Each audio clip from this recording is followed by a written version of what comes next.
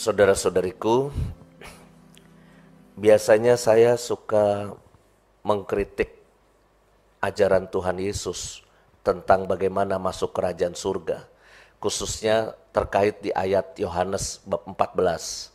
Karena di situ Yesus berkata, "Tenang, jangan gelisah, di rumah Bapakku ada banyak tempat tinggal." Kenapa saya mengkritik? Karena seakan-akan Anda disuruh nyantai-nyantai saja, hidup ya, tidak usah terlalu ngotot sedemikian rupa, karena tenang, surga sudah tersedia untuk Anda. Ya. Tapi hari ini imbangannya dan ini cocok menurut saya. Kalian harus berjuang keras untuk masuk dalam kerajaan surga karena pintunya sempit. Pintunya sempit. Ya. Memang di dalam itu luas. Nah, di dalam luas, tapi untuk masuk ke situ ternyata pintunya sempit. Maka kalian yang sudah mulai obesitas, para frater, tolong kuruskan sedikit badannya karena pintunya sempit. Ya. Tentu bukan maksudnya karena kebesaran badan kita, tapi pasti kita bisa berefleksi kenapa Tuhan hari ini memberikan ilustrasi pintu kerajaan surga itu sempit. Bapak Ibu, saudara-saudariku yang terkasih, kalau kita punya keinginan, punya rumah di dunia, misalnya Anda yang belum punya rumah sekarang ini, masih numpang bersama mertua misalnya ya, lalu juga mungkin masih kontrak sana sini, kerinduannya itu kan punya rumah.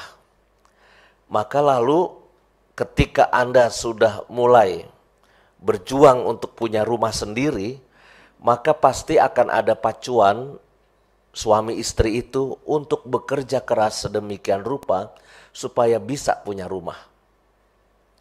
Apalagi iklan punya rumah di pinggir jalan itu kan agak berbeda sama Injil Yohanes bab 14. Kalau di pinggir jalan itu iklan rumah dunia itu kan judulnya stok terbatas, besok harga naik. Itu iklan apartemen, iklan rumah-rumah, properti ya. Itu stok terbatas, besok harga naik. Sedangkan iklan Tuhan Yesus tentang rumah Bapa, tenang, jangan gelisah, di rumah Bapakku ada banyak tempat tinggal. Nah maka kalau kita kepengen punya rumah di dunia, bawaannya itu kita akan berjuang keras, cepet-cepet ingin punya rumah itu. Kita kredit, kita bayar cash atau cicilan bertahap, apapun itu istilahnya ya. Itu kita pengen cepet-cepet lunas dan pengen cepet-cepet rumah itu menjadi milikku. Tapi sekarang persoalannya, kalau ditanyakan tentang rumah Bapa, apakah Anda pengen cepet-cepet masuk ke rumah Bapa? Yang tua-tua aja belum tentu pengen cepet-cepet masuk rumah Bapa. Walaupun rambutnya sudah menunjukkan tanda-tanda ke sana, ya. Tetapi kalau bisa kita itu seakan-akan mempertahankan selama mungkin kita ada di dunia. Ya. Saya kira ini bertentangan dengan apa yang selalu kita ucapkan atau nyanyikan. Kita rindu ya, lebih baik 1 hari di pelataranmu daripada 1000 hari di tempat lain. Kita bisa nyanyi lagu itu dengan meresap dalam hati. Lebih baik 1 hari di pelataranmu daripada 1000 hari di tempat lain. Artinya apa? Lebih baik cepat-cepat masuk surga. Ya, lebih baik di sana. Kita ngomongnya begitu, kita nyanyinya begitu. Tetapi kenyataannya kita lebih menikmati apa yang ada di dunia ini. Dan bacaan-bacaan kitab suci hari ini, khususnya bacaan kedua, ya, bacaan kedua itu sangat jelas. Ya. Tuhan bisa saja memberikan suatu hajaran kepada kita, ya. Tetapi hajaran itu memang membawa duka cita.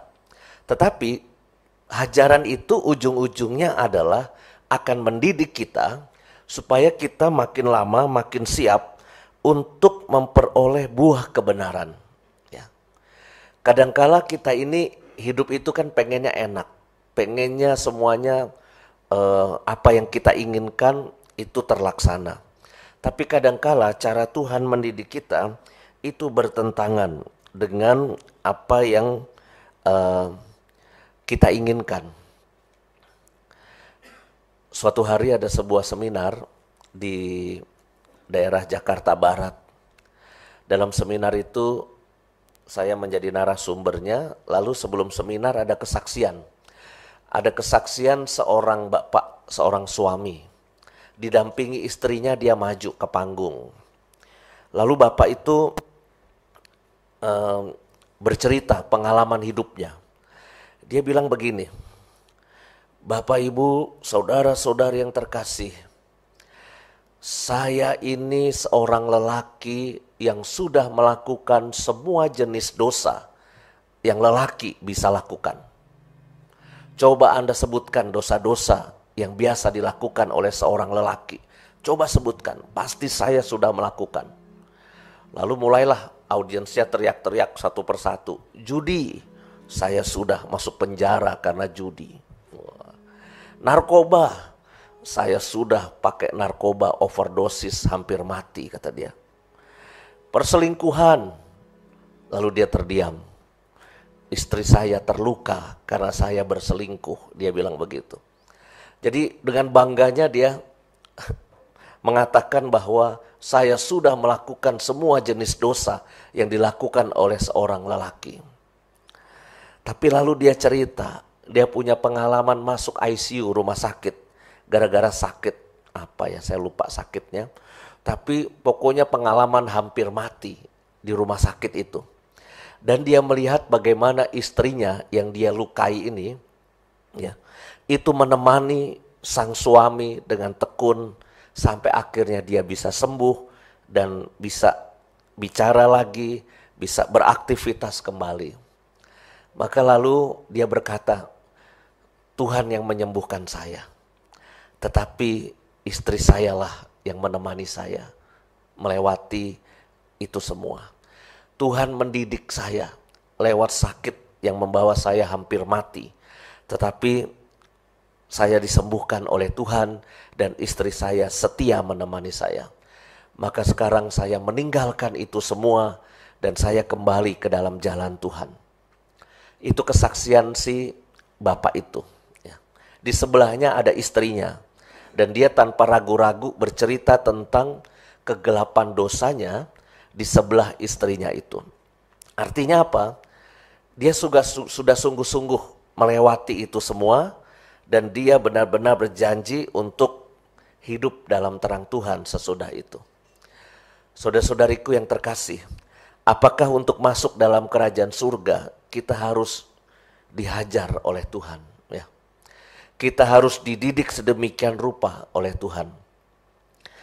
Mungkin baik kita juga menyimak apa yang dinasihatkan oleh seorang tukang becak di Jogja kepada saya.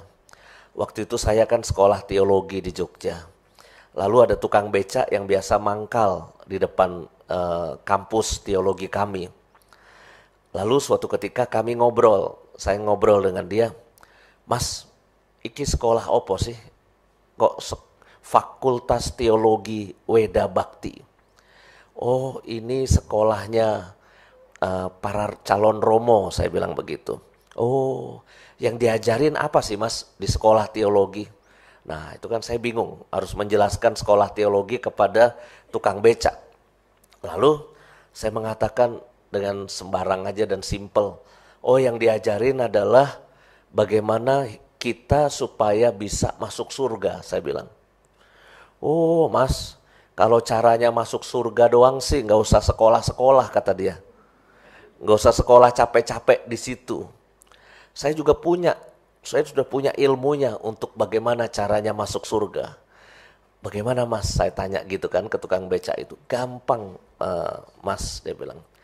Caranya adalah kita harus mengatur lubang-lubang di dalam tubuh kita supaya tidak disesatkan oleh iblis. Kalau kita bisa mengatur, dia menyebut 9 lubang. Kalau kita bisa mengatur 9 lubang di dalam tubuh kita supaya tidak disesatkan oleh iblis, pasti kita akan masuk dalam kerajaan surga. Bapak Ibu, saudara-saudari, saya belum sempat menghitung 9 lubang dalam tubuh saya. Nanti silakan Anda di kamar mandi, carilah ya 9 lubang dalam tubuh kita itu apa saja.